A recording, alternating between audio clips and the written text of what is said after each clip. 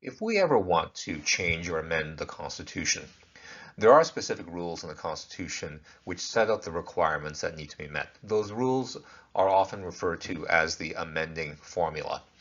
The amending formula requires that any amendment needs to be approved by both the federal parliament. So remember, the federal parliament is made up of the House of Commons and the Senate, so both of those houses of parliament need to approve of the amendment. And the second requirement is the approval of the legislatures of at least two-thirds of the provinces that have at least 50% of the population of Canada.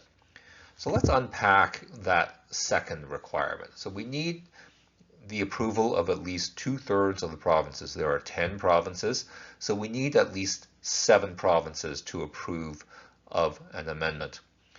And those provinces that approve of the amendment, the total population of those provinces has to be at least 50% of the total population of Canada.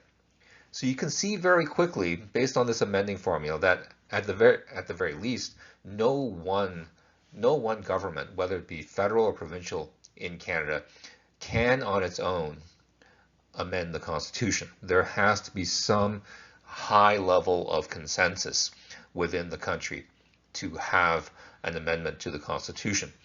So if you look at the map here, I've put in the percentage population figures for each of the provinces.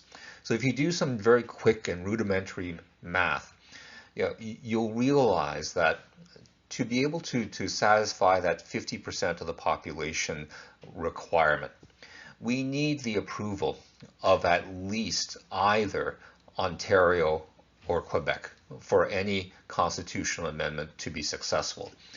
If both of those provinces, both Ontario and Quebec, do not approve of a constitutional amendment, it's just not possible based on these current census figures to be able to meet that 50% population requirement.